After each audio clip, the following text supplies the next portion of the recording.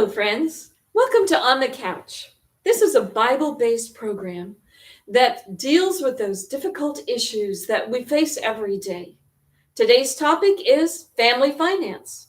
We have a team of experts, Past Dr. Roderick Bishop and our pastor, Valbert Walker, will be leading us through these difficulties. The title is My Money, Your Money, Our Money, Whose Money? Welcome to On the Couch. We present to you On the Couch, finding hope in the midst of a crisis. Good evening, everyone, and welcome to On the Couch. This is a special program that has been done by the Sugarland Seventh-day Adventist Church and the Philem Seventh-day Adventist Church. We want you to know that this program was planned with you in mind. And as you heard in the introduction, we will be focusing this evening on finance. Your money? Our money? Whose money? I have on the couch this evening Dr. Roderick Bishop. Welcome, Dr. Bishop. It's good to have you with us. Dr. Bishop is a trained pastor. He also got his MDiv from the Andrews University Seminary. And from the Trinity Seminary, he acquired a doctorate in biblical counseling. Someone who I believe is capable, qualified to deal with the subject we have dealing with on the couch this evening. Come join us as we explore. Doc, welcome. Thank you for having me. I am really thankful that you could join us. And as we look at this program, this topic, very interesting. I do hope and trust that those who are listening to us will be blessed by this program. And some questions that tend to haunt families will be answered as we get into our deliberation. Are there any opening comments that you would want to give before we go into the direct questions? Well, I think, Pastor Walker, before we begin to take questions, we need to establish a context that can tie the questions back to the context. And that is, if we're talking about marriage and money, we need to talk about a man leaving his father and mother and joining his wife and becoming one flesh. I think understanding that marriage is a covenant and not a contract. A contract is an exchange of services. A covenant is an engagement of two persons. But a marriage is an institution that is ordained and developed and created by God. So God is the third person in the marriage. And so if we understand that as we begin, then we can tie the questions back to that and ask the question, is it about me? Is it about you? Is it about us? And I think that's where we want to begin this evening. Okay. Some of my studies has shown to me that there are three things that mainly affect marriages. And if families aren't careful, it can end with that marriage being on the rock. And one of those things, finance. Yes, sir. And it is very serious. Hence, our topic, whose money? Which money? One person said, which money? My money? Your money? But the first question I have for you is, who is responsible for the money earned in the family? Well, if there are two people today, normally we have two people who are working. And so the finances are coming from two sources. And so in that case, there are two people contributing to that. In the old days, it may have been just the husband working. But today, more and more women are professional and they are contributing to the home. And so again, the source of the income comes from both husband and wife. Okay, so the answer you have given to me, I am saying that the money belongs to the family. Is that right? To the family, yes. But maybe my wife is earning more than I am earning. So is it fair or okay to say, well, 60% belong to her and 40 to me? Tell me. Well, the question you need to ask, do you have a 60-40 marriage or is it 100%? So like the that. question is, when do you start dividing? We 100% except when it comes to money? I mean, these are questions that arise out of people having issues about money and power, money and control, money to manipulate, money to leverage. And I think what's important is that once we come to, it's about we, it's not about me, it's about us. And I think if we understand that, then there's no sense of talking about 60-40. Once we join together as one, whether you earning more, I'm earning less, it's all one pot, so to speak. Mhm. Okay. So, should husband and wives have separate accounts?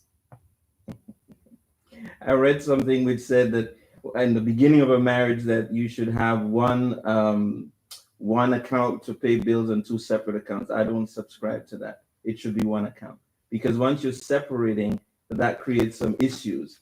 I don't know what you're doing. You don't know what I'm doing.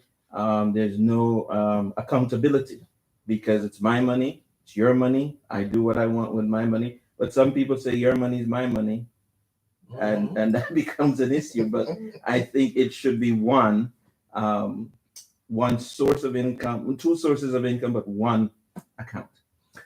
I had a friend who told me that his wife told him, honey, I love you dearly. Mm-hmm.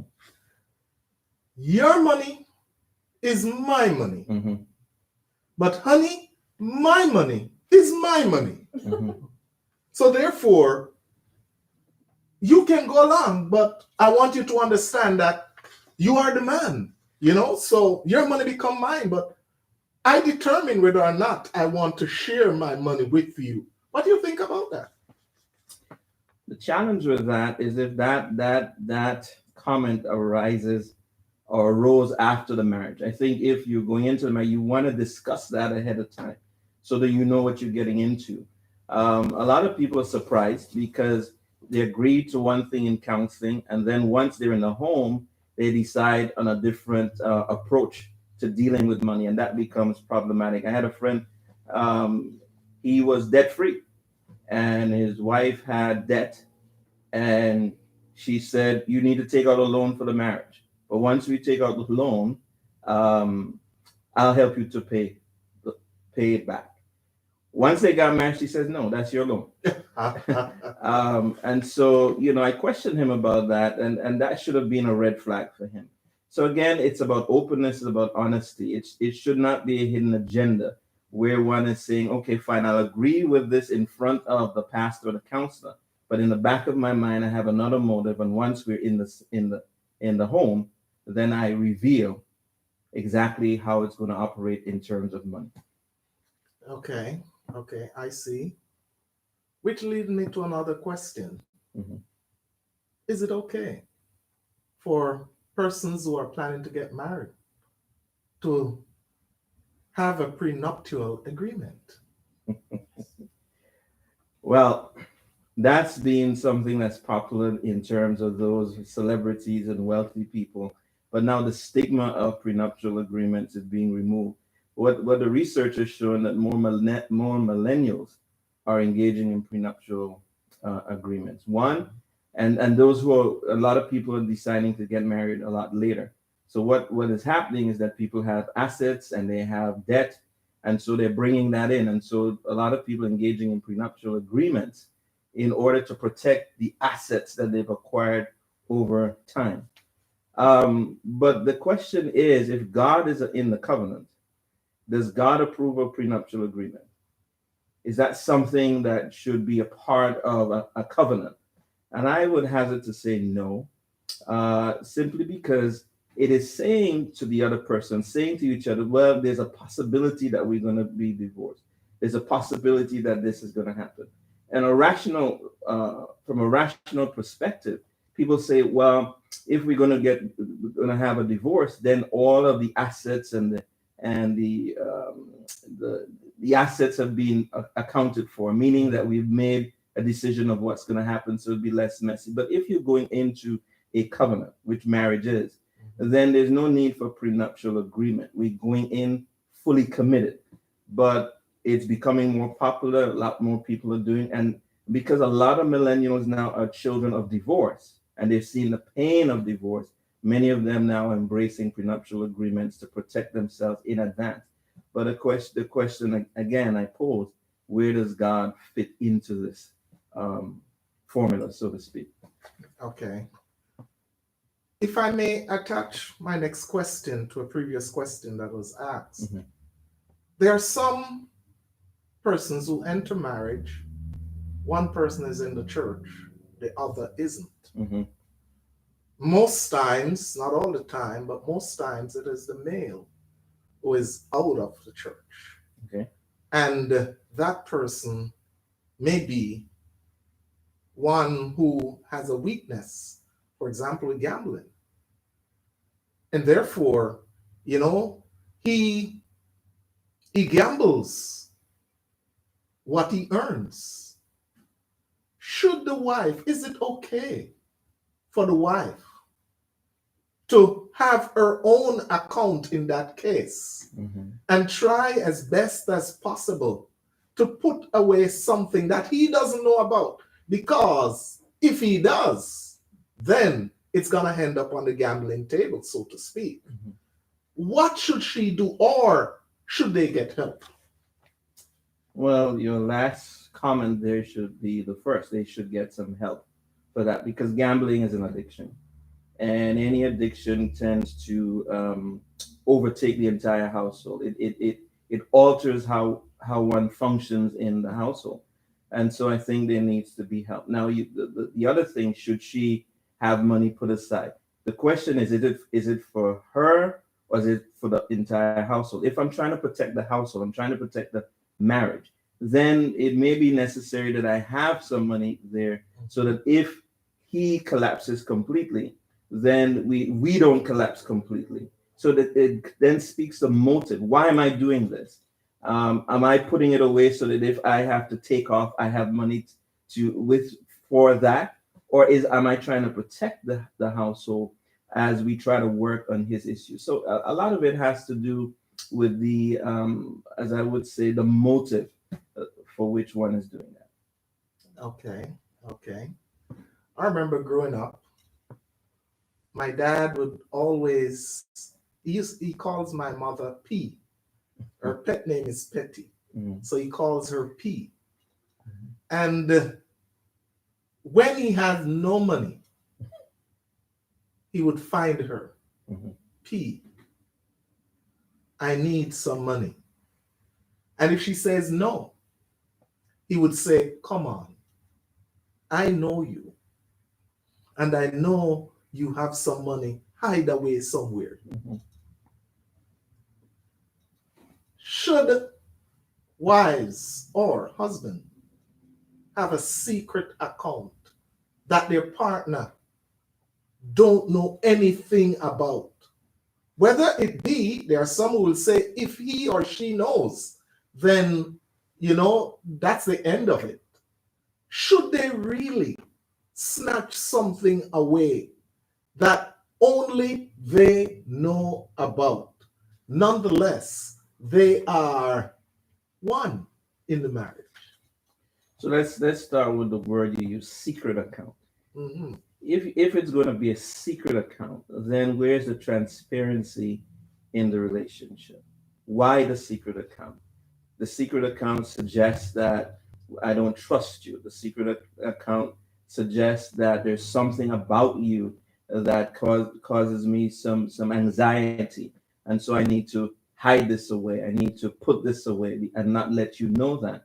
Again, part of the issue, Pastor Walker, is that we are not open in our discussion about money. We are not open about the habits that we have developed before we got married. And so again, communication, even when it comes to money, is important.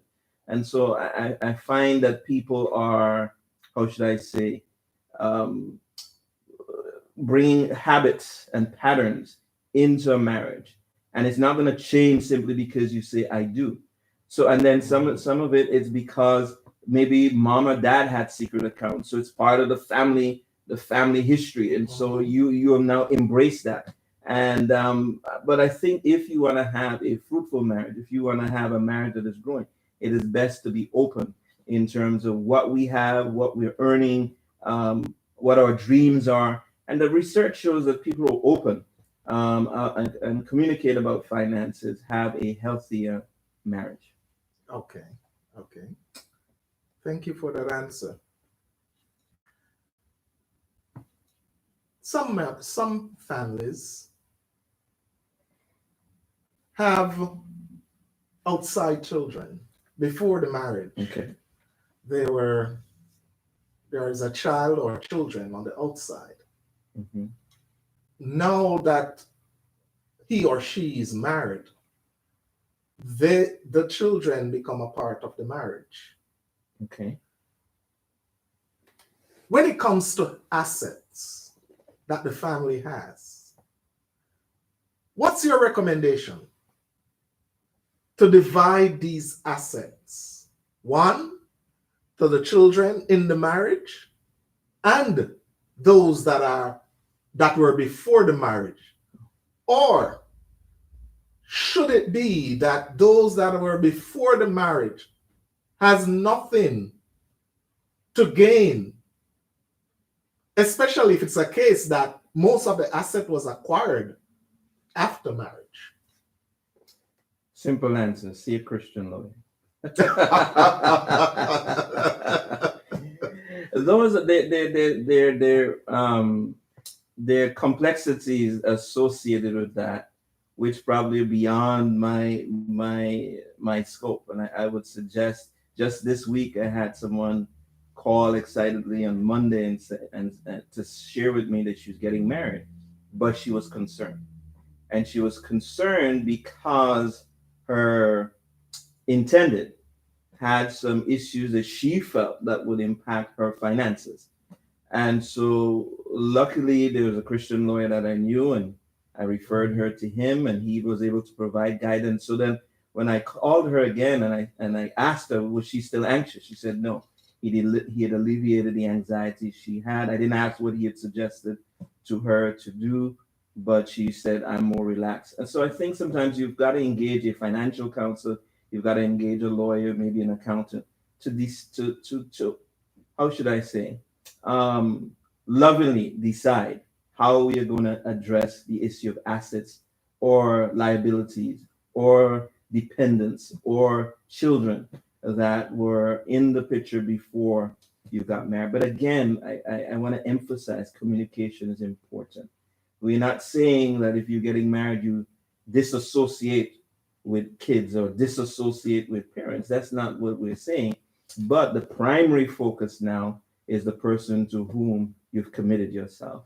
And so we are sensitive to those things that have been acquired previously, but now the investment has to be in the relationship that is now being entered into.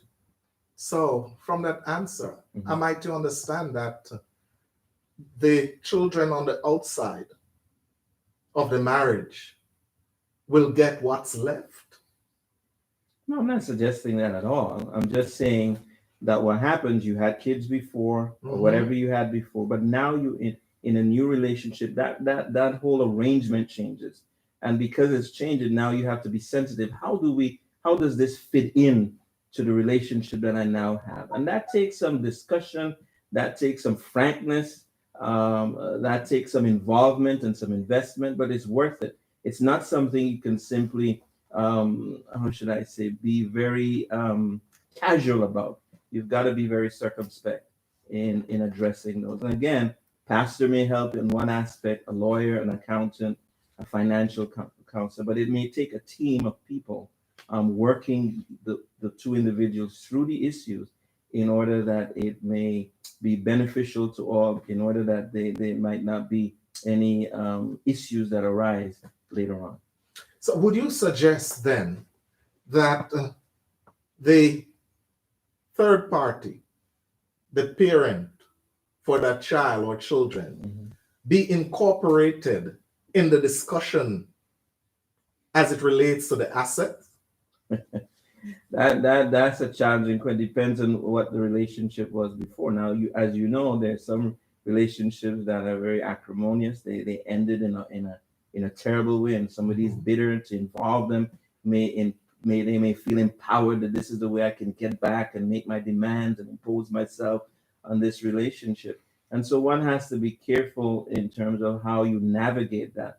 But again, it may involve someone else, a counselor, a pastor, a lawyer, someone being there to help the individuals to navigate, because the emotional tension might be so high that it derails the process. And therefore, I would suggest, whether it was a good relationship, a good parting or not, you should still have someone to guide, someone who is independent, someone is not emotionally attached, but is interested in the best outcome for all parties. Okay, thank you. Thank you. My next question, before I ask it, I make a comment. We have seen it advertised, we have heard stories about it. For want of another word, the mean mother-in-law. Do you believe that families should be obligated to give allowances to their in-laws, vice versa? That's a challenging question, only because it may be involve some cultural, how should I say, cultural understanding about how one is obligated to one's parents. The Bible is clear: a man shall leave his father and mother and cleave to his wife. The relationship of creation is his primary relation, or their primary relationship. The relationship of origin, or the family of origin, becomes secondary. However, there are cases where before the individuals get married, that a parent may be a widower, or a parent or a child is living with a parent, and so now that child is now going to enter into a new relationship, that parent is all alone.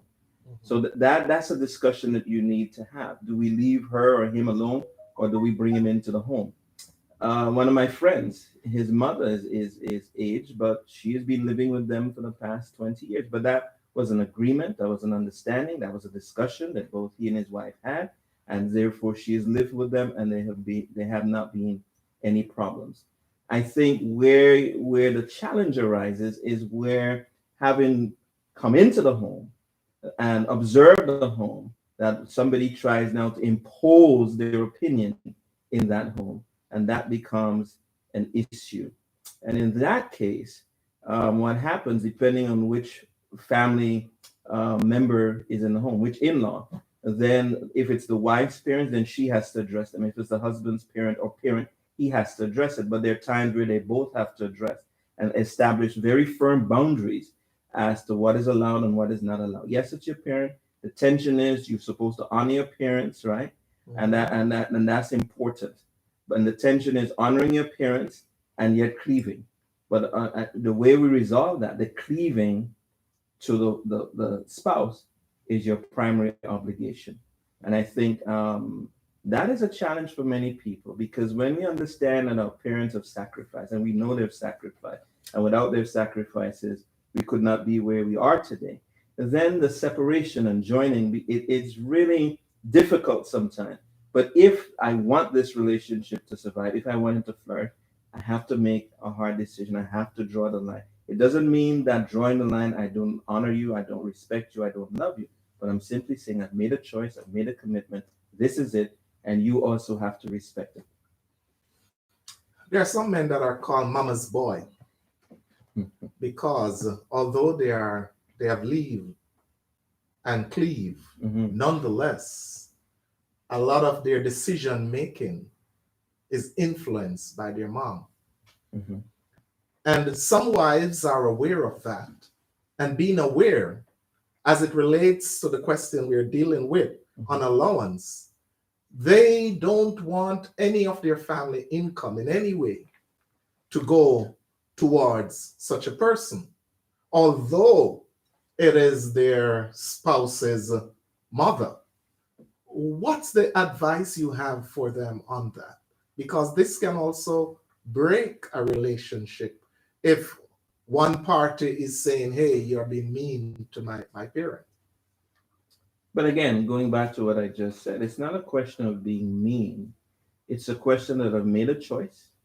You are the choice that I've made. I've made a commitment to you. Now, prior to us being together, you had a commitment to them. We're not saying that you're going to disavow yourself or disassociate yourself, but we need to talk about it. We need to talk about how that might impact our relationship, how that might impact our dreams, how that might impact the way our expectations. You have to have that discussion and an honest discussion. You can't say that I agree with it, that we should be working together. And then again, you get into the relationship and then you say, well, hey, I need to continue this. Again, it's being honest. It's about laying everything on the table and making a decision. A lot of people have made decisions without having all of the information. And so they get into the relation, they feel deceived, they feel you didn't tell me everything. You told me enough for me to make a decision, which is to be married to you. But now that I'm in the relationship, now that we're in the marriage, now you're bringing in all of these things which we never discussed before. Okay, okay. There are some people, some families that is, who say, hey, we make X, we spend accordingly. We don't need a budget. Mhm. What's your take? You need a budget. You need a budget because budgets help you to be accountable. I think where people, they feel now I can spend as I used to when I was single. And I think you can't do that. I think once you entered into what we call the we relationship, which is a covenant, then it's about us. It's about the household. It's about bringing everything together. And so I think that um, that should not be a part of not having a budget. Should always be a part of financial planning and management as a whole. It helps individuals to be accountable uh, to each other and to the marriage to which they've committed themselves. Okay. So, which is better? We decide as husband and wife that, okay, you're going to take care of the food, the utilities, I'll take care of the mortgage. Or joining into a pool, and from that pool, we take care of all the bills, the overheads, and so forth, inclusive of saving. Which do you recommend as the best for family? The decision should be made together. Now, there may be someone who is better at managing the finances of the home, but yet the discussion should be open. I should know what you're doing. You may be doing the day-to-day management of the household, the expenses, the bills, all of that. But we are bringing it together, or I'm bringing it, but you are managing. But we know exactly what is being done. So again, it has to be open. Yes, one person may be more skilled, but yet we're discussing it openly. And so we are both aware of what's happening, where the money is going, how it's being apportioned. We both know how that's being done. So, the answer you have given me, I am understanding to mean that, okay, the the funds that I work and I'm assigned to paying X and X, once we have an understanding that arrangement can stay in place. No, I'm saying we pay X and X. You may be the Okay, one okay, paying it because I'm busy or whatever. but we are paying the bills. Not you're paying the bill. We are paying the bill. But again, we've decided because of time or how should I say organizational skills that it's put in your hands to write the checks, but we are doing it together. Okay, I just wanted our audience or listening on our viewing audience to Sure. understand that's Sure. what you're saying. Sure. Okay, my wife works. Mhm. She gets a salary at the end of the month. Okay. Nonetheless, she's asking me for allowance. Should that be?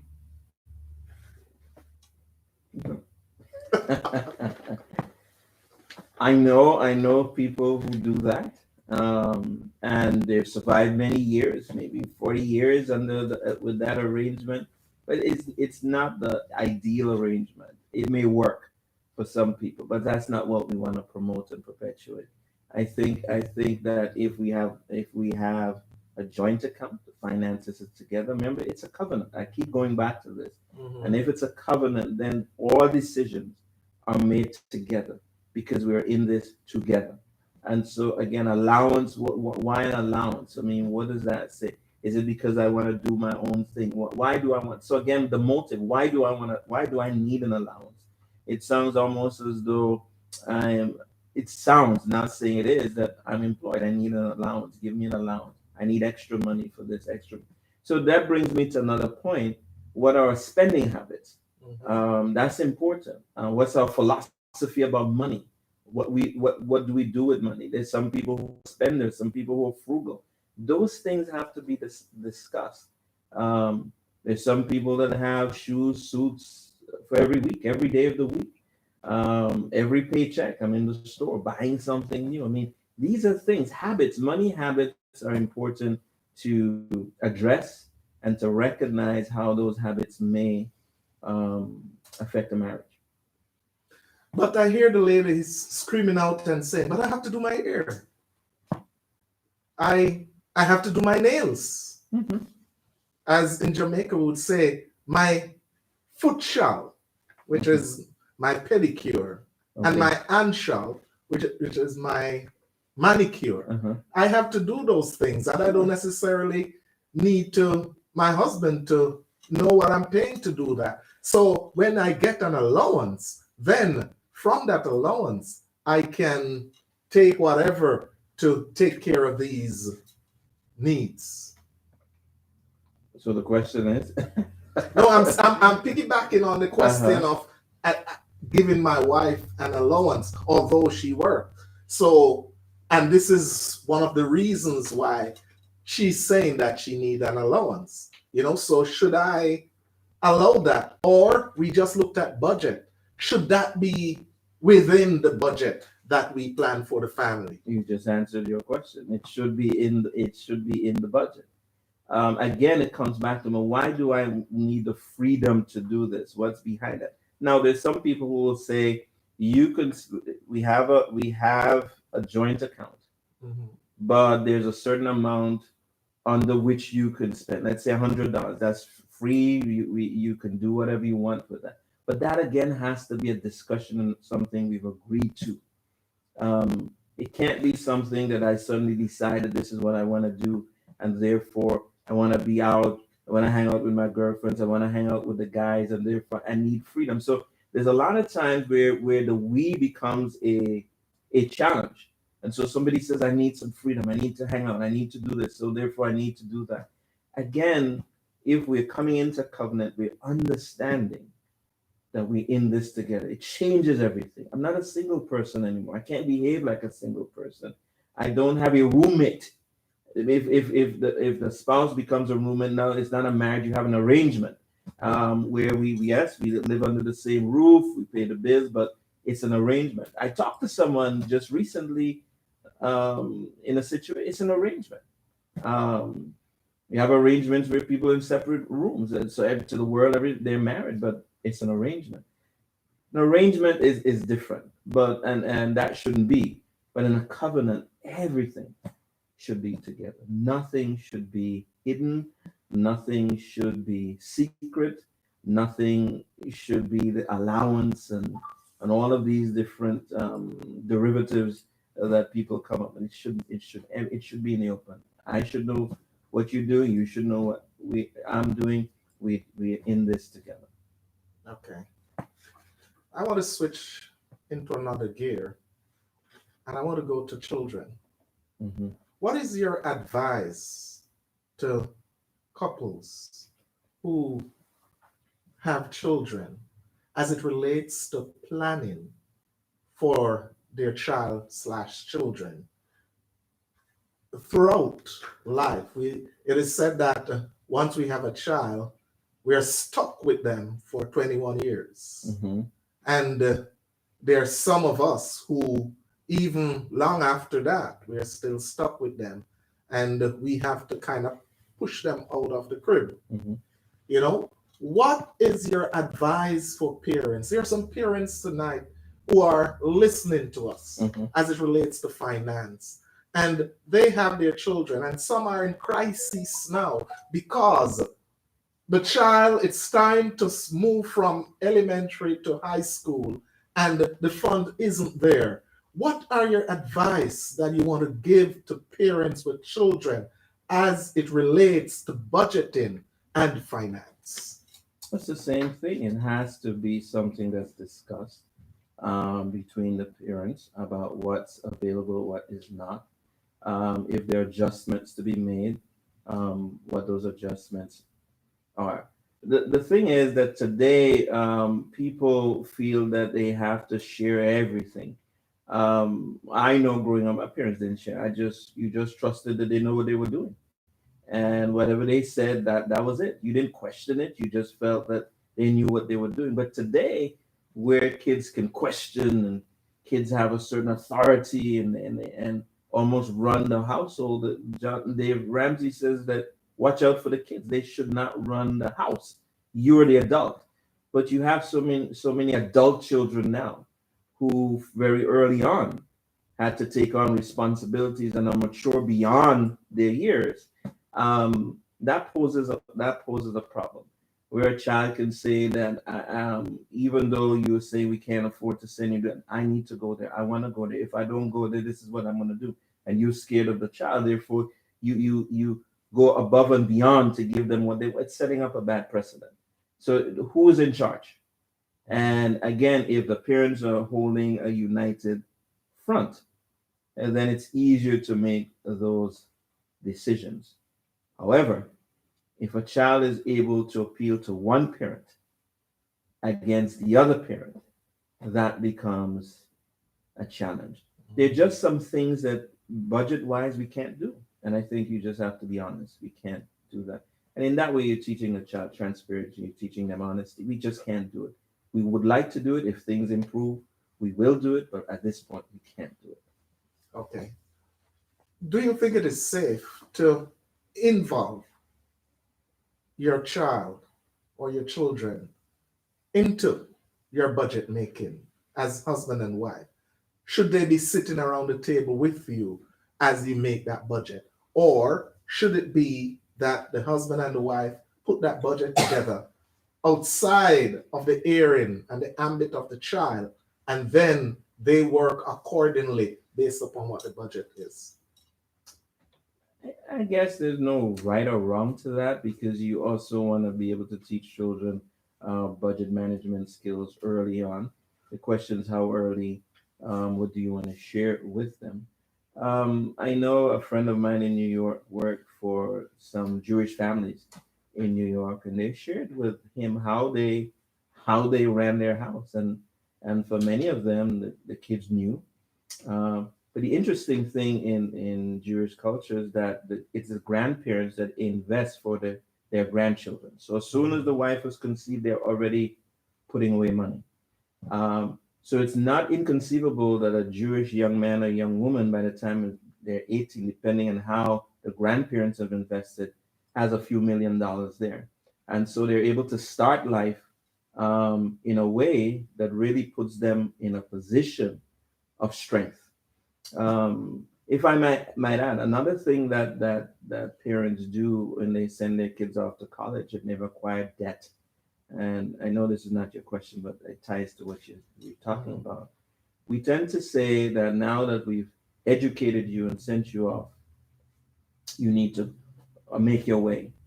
And what this gentleman shared with me, again, what he was told by some people that he worked with that were fairly well off, that's not the way that they do it. They have the child come home, they sit down with them, and they discuss the finances. They said, we will help you to save. We decide what amount that is. And once you acquire that or attain that, then you can leave. We're not going to send you off into the world with debt. We're going to help you to get rid of the debt. We're not asking you to pay rent. We're not asking you to do this. You may contribute here, but we're trying to help you to pay off your debt and to save. But we want you, when you leave, that you're not leaving burdened. And I think some people are excited. The kid is 18. You're just anxious to get them off. But they're saying no. Yes, we're excited for them to go to college, but we don't want them to leave college burdened. So if they decide to come home, they can. And this is what we'll do. And so they come up with a plan. And he did it with his son. And so God be the glory, his son is doing well. It's not something that most people discuss, because a lot of parents believe that after I've invested so much, it's my time, it's our time. And therefore, but the kid is struggling out there. But it's our time. And this couple, I was saying, no, that's not how we do it. And my friend implemented that. And as I said, his daughter and son are doing well. Okay. I would like you to address our audience. And after I'm done with this question, I want you to look into the camera and address them on this. Culturally, there are different cultures that deal with financial management different ways. Mm-hmm. It is said that the Black race tend to avoid budgeting. I don't know how true that is.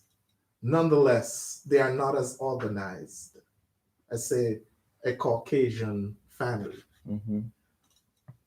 We need to guide not just our congregants, but our community at large. Mm-hmm. Because if our community is strategizing financially Mm-hmm. in a certain way, it will help the community and it will ripple throughout the society. Mm-hmm. So I would like you to address our community out there as to the importance of proper financial management in our family. In just maybe a minute or two, just share with them.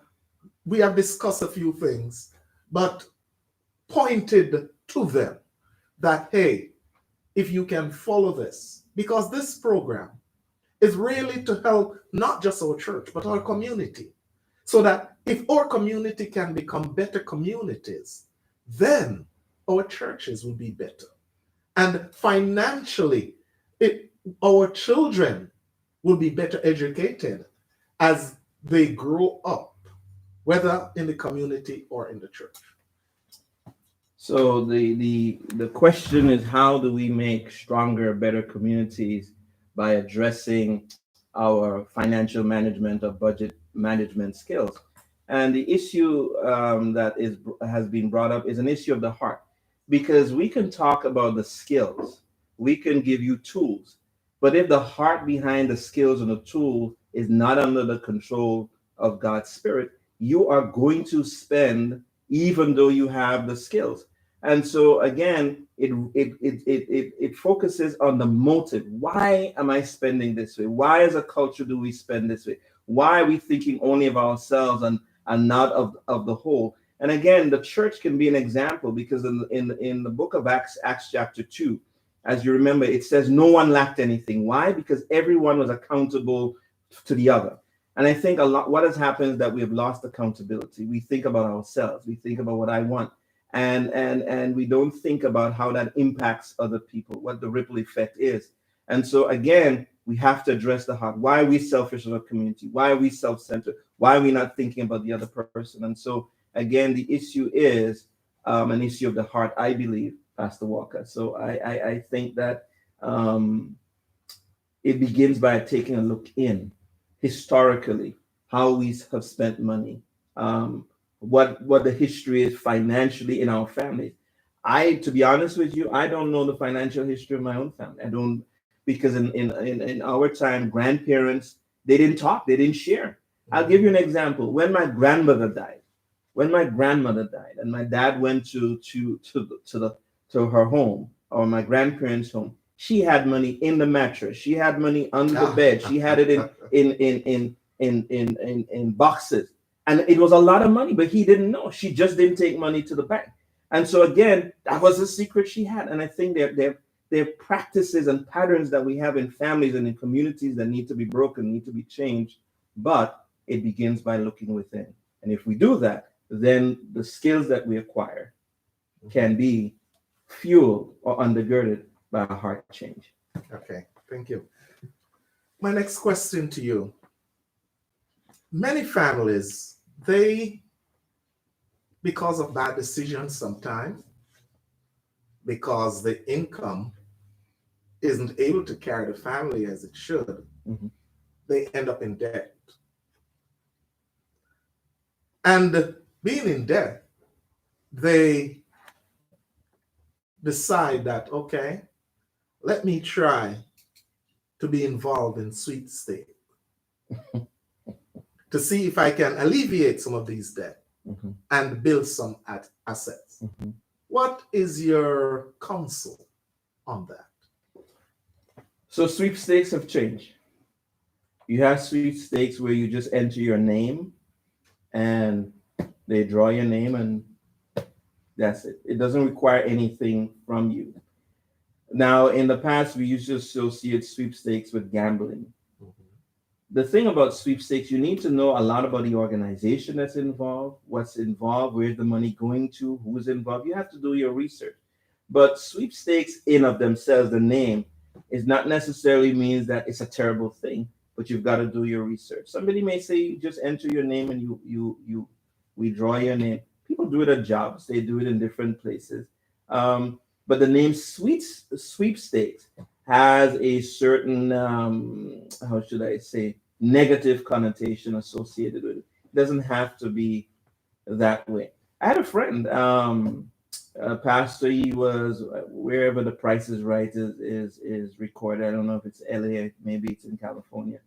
But he was there for a preaching assignment. He decided that, hey, I'm going to go, and he joined in line, and lo and behold, he was called, and he won. Yeah. He won the grand prize that day. And so people would, how should I say, some people frowned at it, but I mean, he said, hey, what's the chance that I was going to be called? I'm going to do my best. So he won. But sweepstakes, generally speaking, why am I doing this? Here's my caveat. It all has to do with habit. If you can't manage $10, you can't manage 100. You can't manage 100. Even if you got $1 million, you can't manage it. There's a gentleman, when I lived in New York, won the lottery twice, but ended up broke. Oh. Because winning the lottery, winning the sweepstake doesn't change bad habits. Winning money doesn't change bad habits. You'll find a way to spend it. And if you do the research, and many people won the lottery, several years later, you'll discover that they spent most of it, if not all of it. Because the heart behind the person hasn't changed. Okay. And so the habits will come into play. They just have more to play with. Yes. As we wind down on the couch this evening, it would be amiss of me if I didn't ask you this question as you speak to our audience. Is it important to return to God what I have earned? Is that necessary especially considering that my earnings sometimes isn't able to even cover my expenses. But here I'm being told by the church that I need to return. What's your take? So again, the Bible, God says, try me, prove me. All right? He says, prove me. So if you don't give an opportunity to God to demonstrate who he is, how faithful he is, how would you know? Here's the amazing thing about God. There are people who are not Christians, but return a tenth, and God still blesses them. Why? Because God is obligated to his word. So there are people who are not Christian donors, but they understand the concept of tithing. They follow it, and they are blessed as a result. And so what I'm saying to people, when you understand that God wakes you up, when you understand that God gives you strength, when you understand that God is the one who gives you the ability to earn, when you understand that it is in him we live and move and have our being, then we will realize we need to give him what he asks for. Remember, tithe does not increase with inflation. It remains 10% regardless. God doesn't say now that it's 15%. It's constant. So regardless of whether your income goes up or down, it remains at 10%. So again, God is a faithful God. God is a fair God. And if we would prove him, he will demonstrate who he is to anyone who takes him at his word. Thank you. Thank you, Pastor. What is your final word to our audience as it relates to financial management in the family? And even if you're an individual, you might not be married, you might have a sweetheart. What is your advice to people in outside of the church as it relates to financial management? Okay, because I anticipated this question, I wrote down some things that I want to share with the audience. And so I want to share that this morning. So there's 7 things. And that is, 1, if you're going to get into a marriage, number 1, remember to keep a joint bank account. Number 2, discuss your lifestyle choices. Number 3, recognize your differences in personality. Number 4, don't let salary differences come between you. Number 5, keep purchases out in the open. Number 6, set expectations together. And number 7, don't let the kids run the show. Oh, I like that. Don't let the kids. Dave Ramsey talks about those things, but there's a book out there I would recommend to the audience by Rachel Cruz. It's called Know Yourself, Know Your Money. And it talks about the habits we develop and how that can affect relationships. So Rachel Cruz is the author. Know Yourself, Know Your Money. And I think if people invest in that, it will alleviate much of the problems that can arise in a marriage. Doc, I want to thank you for being on the couch with us this evening. Thank you. And for sharing. And I do hope and trust that our listeners or viewers would have garnered something that will be beneficial to their family and their finances. My friends, thank you for watching. Thank you for viewing. God wants you to be better financial managers in your family, in your individual life. So please take some of these advice. On the Couch is here to help you and your family, as we discuss things that relates to your individual life. We will continue. We're asking you, send in your questions. Send it to our website or Facebook page, the Philan Seventh-day Adventist Church. You'll see our flyer, the Sugarland Seventh-day Adventist Church. Send it in. We will be back with you next week with another wonderful program. And we hope that you will stay tuned. 7 to 8 on Fridays. Make sure you put it in your diary and be there. God bless you. We love you. We pray that you have learned some new things today, and we'll look forward to seeing you next week. on the couch.